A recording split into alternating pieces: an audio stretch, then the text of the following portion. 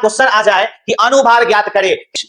Helium का He, lithium का Li, beryllium का Be, हाइड्रोजन का 1, कार्बन का लिख लीजिएगा 12 होता है, नाइट्रोजन का 14। प्यारे बच्चों, आप सभी का स्वागत है हमारे इस वीडियो सीरीज में। तो आज के क्लास में हम लोग जानेंगे कि अणुभार कैसे ज्ञात करें। इसकी पहले वाली क्लास में हमने आपको अणुसूत्र लिखना सिखा दिया है। अब हम लोग जानेंगे कि उसका अणुभार किस तरीके से ज्ञात करें। तो चलिए स्टार्ट करते हैं हम लोग अणुभार। लेकिन अणुभार से पहले हम जानेंगे परमाणु भार आखिर कहते किसे हैं। तो हमने आपको बताया है, पहले भी बता चुके हैं हम लोग, कि परमाणु का जो संरचना होता है वो परमाणु का संरचना होता है गोलाकार, जिसके नाभिक में, परमाणु के नाभिक में क्या होता है, परमाणु के बीच में एक नाभिक होता है और इस नाभिक में परमाणु का 2 कण उपस्थित होता है, जो कि होता है प्रोटॉन और न्यूट्रॉन। क्या होता है? प्रोटॉन और न्यूट्रॉन। इसके अलावा हमने आपको बताया है कि परमाणु के नाभिक के चारों ओर वृत्ताकार पथ पर इलेक्ट्रॉन चक्कर लगाते हैं, इलेक्ट्रॉन चक्कर लगाते हैं। इस तरीके से हमने आपको परमाणु संरचना जो बताया है पहले, उसमें हम आपको बता चुके हैं कि परमाणु का आखिर संरचना किस तरीके से होता है। तो अब हमारे सामने आया परमाणु भार। क्या आया? परमाणु भार। परमाणु भार। तो परमाणु भार किसे कहते हैं? तो हम लोग डेफिनेशन लिख सकते हैं, परमाणु के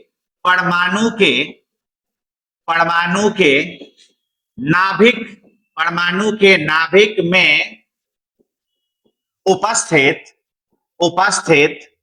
परमाणु के नाभिक में उपस्थित प्रोटॉन और न्यूट्रॉन की संख्या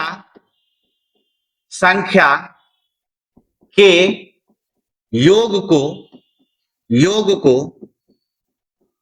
परमाणु द्रव्यमान कहते हैं। परमाणु द्रव्यमान कहते हैं।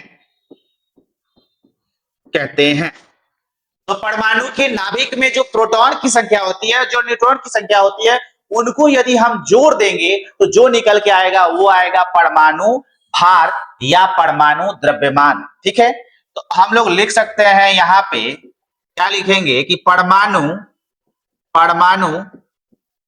भार या द्रव्यमान को ए से सूचित किया जाता है।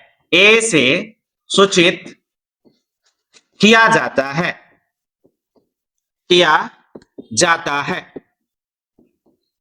तो अब ए बराबर क्या हो जाएगा? ए बराबर P प्लस N।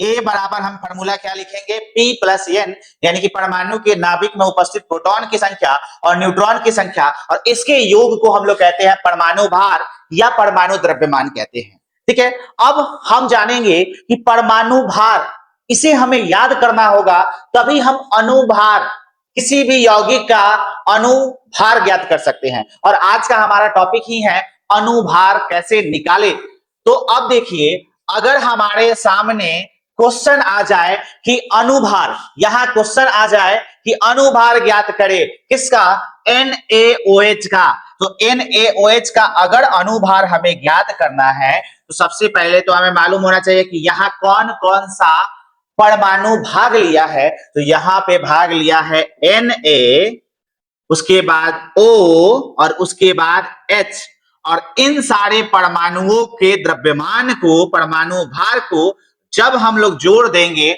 तो हमारा प्राप्त हो जाएगा अणुभार। ठीक है, तो अणुभार ज्ञात हो जाएगा। तो सोडियम का होता है 23, ऑक्सीजन का होता है 16 और हाइड्रोजन का होता है 1। क्या हम ये लिखे हैं? तो सोडियम का परमाणु भार, परमाणु संख्या तो 11 होता है, बहुत बच्चे करे होंगे 11 होगा सर, नहीं, यहां हम परमाणु भार लिख रहे हैं। यहां हम ऑक्सीजन का परमाणु संख्या नहीं, भार लिख रहे हैं। और यहाँ पे हाइड्रोजन का परमाणु भार 1 होता है। ठीक है, जब इसको जोड़ेंगे तो यहाँ पे हमारा आ जाएगा 6 1 7 3 10 के 0 और 2 1 3 1 4, 2 1 3 1 4, ये हमारा आ जाएगा। और मात्रक लिखेंगे AMU, एटॉमिक मास यूनिट। इस तरीके से हम क्या कर सकते हैं? तो अणुभार ज्ञात कर सकते हैं। उसी तरीके से NH3 का दिया हुआ है तो यहाँ पे हमें मालूम होना चाहिए कि नाइट्रोजन का कितना होता है। तो नाइट्रोजन का होता है 14 और हाइड्रोजन का होता है 1 और हाइड्रोजन के परमाणुओं की संख्या कितनी है 3। तो यहाँ 3 से गुना करा देंगे तो यहाँ पे हो जाएगा 14 प्लस 3 यानी कि 17। क्या हो जाएगा 17 और मात्रक लगाएंगे AMU। हमने क्या जाना कि जो अणुभार है उसको ज्ञात करने के लिए आपको परमाणु भार ज्ञात करना होगा। तो सबसे पहले तो इजी तरीका है कि आपको 1 से लेकर 30 तक, कम से कम 30 तक, 1 से लेकर 30 तक तत्वों का नाम याद होना चाहिए। जैसे में hydrogen, helium, lithium, beryllium, boron, carbon, nitrogen, oxygen, fluorine, इस तरीके से आपको 1 से लेकर 30 तक याद होना चाहिए। हमने कुछ तत्वों के नाम यहाँ पे लिख दिए हैं, अगर आपको लिखना है तो आप लिख सकते हैं, ठीक है। अब इसके साथ साथ हमें इनका संकेत भी मालूम होना चाहिए और हमने आपको बेसिक केमिस्ट्री में संकेत का वीडियो पहले ही डाल दिए हैं कि संकेत आखिर लिखा कैसे जाता है। तो आपको मालूम होगा हाइड्रोजन का H, हीलियम का HE, लिथियम का Li, बेरिलियम का Be, बोरॉन का B, कार्बन का C, नाइट्रोजन का N, इसी तरीके से आगे चले तो ऑक्सीजन का O, फ्लोरीन का F, नियॉन का Na, सोडियम का Na, मैग्नीशियम का Mg, एल्युमिनियम का Al, सिलिकॉन का Si, फास्फोरस का P, सल्फर का S। आगे चलते हैं तो आगे है क्लोरीन का Cl, आर्गन का Ar, पोटेशियम का K, कैल्शियम का Ca, स्कैंडियम का Sc, टाइटेनियम का Ti, वेनेडियम का V, क्रोमियम का Cr, मैग्नीज का Mn, ठीक है। चलिए तो इस तरीके से हमें संकेत याद होना चाहिए। उसके बाद देखिए हम आपको एक चीज बताते हैं यहाँ पे कि आपको ये आसानी से याद कैसे हो जाएगा। इतना आप लिखते हो, किसी चीज का संकेत लिखते हो तो संकेत लिखने के बाद मान लीजिए कि हम XYZ कुछ भी संकेत लिखते हैं, उसके नीचे आप क्या करो कि यहाँ पे इसका परमाणु क्रमांक लिख दो और यहाँ पे परमाणु द्रव्यमान लिख दो। क्या? परमाणु क्रमांक और यहाँ पे लिख दो परमाणु द्रव्यमान, ठीक है। इस तरीके से लिखकर आप आसानी से याद कर सकते हो। जैसे कि यहां हमने लिखा, अब और ज्यादा लंबा टेबल बनाने से अच्छा है कि हाइड्रोजन के जड़ में यहां पे लिख दे इसका परमाणु क्रमांक और यहाँ पे इसका परमाणु द्रव्यमान। तो याद रखिएगा हाइड्रोजन का परमाणु द्रव्यमान भी 1 होता है और परमाणु क्रमांक भी 1 होता है। हीलियम का 2 होता है, क्या? परमाणु क्रमांक और परमाणु द्रव्यमान 4 होता है। लिथियम का परमाणु क्रमांक 3 और परमाणु द्रव्यमान 7 होता है, ठीक है। इस तरीके से इन तत्वों का होता है। तो 1 से लेकर 30 तक आपको याद करना होगा। इसके अलावा हम आज की क्लास में उन परमाणु के द्रव्यमानों को देखेंगे जो कि हमारे लिए इंपॉर्टेंट है, जो कि हमारे लिए जरूरी है, हम उन्हीं का देखेंगे। तो आप नोट कर सकते हो हाइड्रोजन का हमने यहाँ पे भार लिख दिया है, द्रव्यमान लिख दिया है 1। हाइड्रोजन का 1, कार्बन का लिख लीजिएगा 12 होता है, नाइट्रोजन का 14, ऑक्सीजन का 16, फ्लोरीन का 19, सोडियम का 23, उसी प्रकार से मैग्नीशियम का 24, मैग्नीशियम का क्या? 24, एल्युमिनियम का 27, उसके बाद फास्फोरस का 31, सल्फर का 32, क्लोरीन का 35.5 और पोटेशियम का 39। उसके बाद अगर आए तो कैल्शियम का 40, लोहा का 56, कॉपर का 63, जिंक का 65, Ag, ठीक है, यानी कि चांदी का 108 और I का 127। इस तरीके से आप लोग कुछ इंपॉर्टेंट परमाणु और परमाणु के भार को इतना कम से कम आपको याद कर लेना होगा, ताकि जो आपका क्वेश्चन आए इसी में से अधिकांश आपको पूछा जाएगा। तो ये आपको याद करना ही होगा। ये महत्वपूर्ण परमाणु और उनके भार हैं जिन्हें आपको याद रखना होगा, और आपको ये याद हो जाएगा। और याद कब होगा? जब आप इसका यूज करोगे, उसी में आपको याद हो जाएगा, ठीक है। आगे हम लोग अगर बात करें तो यहाँ पे आ सकता है अनुभार ज्ञात करें। तो सबसे पहले हम लोग यहाँ पे अनुभार का डेफिनेशन देख लेते हैं कि अनुभार क्या है। तो हमने यहाँ पे डेफिनेशन लिखा है कि किसी पदार्थ में उपस्थित परमाणुओं के भार के योग को, परमाणुओं के भार के योग को ही क्या कहते हैं, अनुभार कहते हैं। फिर से, क्या किसी पदार्थ या किसी यौगिक में उपस्थित परमाणुओं के भार के योग को, परमाणु का जो भार है उन सभी परमाणु के भारों का अगर योग निकालेंगे तो उस यौगिक या उस पदार्थ का अनुभार ज्ञात हो जाएगा। तो चलिए हम कुछ तत्वों का अनुभार और ज्ञात कर लेते हैं।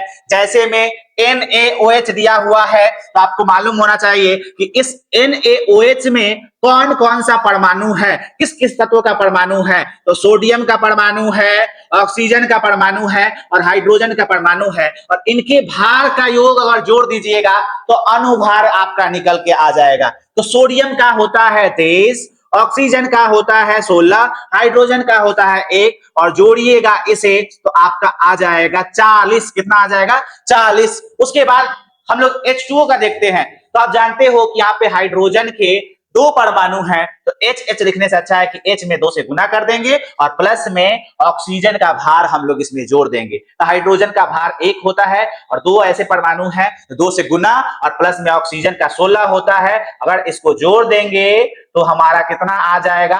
तो 18। ठीक है। और यहाँ पे हम लिख देंगे मात्रक AMU, atomic mass unit, AMU atomic mass unit. ठीक है। आगे चलते हैं, आगे कुछ और तत्वों का है। जैसे CO2 है, कार्बन का, यहाँ क्या है?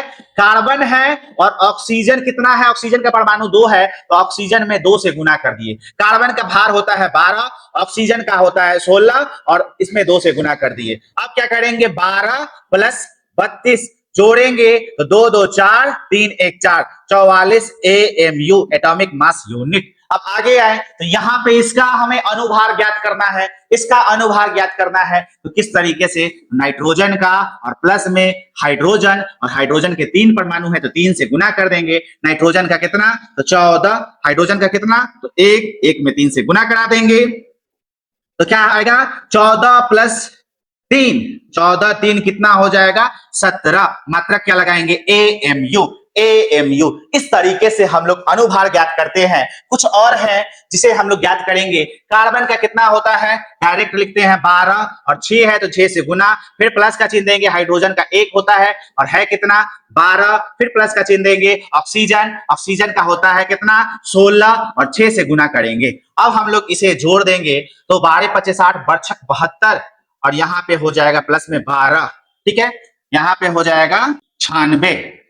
अब हम यहाँ क्या करेंगे? जोड़ देंगे। जोड़ेंगे तो 6 2 8 और 2 10 का 0, 9 1 10, 10 7 17 और 17 1 18, 180 आ जाएगा यहाँ पे। ठीक है। आगे हम यहाँ पे करें तो कार्बन का 12 होता है, गुना करेंगे 12 से, प्लस में हाइड्रोजन का 1 होता है, गुना करेंगे 22 से, ऑक्सीजन का 16 होता है और यहाँ गुना करेंगे 11 से। तो यहाँ देखिए 12 में 12 से गुना करेंगे 144, यहाँ 22 में 1 से करेंगे 22 और यहाँ पे 16 में 11 से, तो 16 11 में 66 यहाँ पे हासिल 6, 11 1 में 11 और 6 17, यानी कि इतना हो जाएगा। आगे देखिए जोड़ेंगे 6 2 8 और 4 12 का 2, 7 2 9 और 9 4 13, 13 1 14 हासिल 1 और 1 1 2 1 3, इतना आ जाएगा AMU।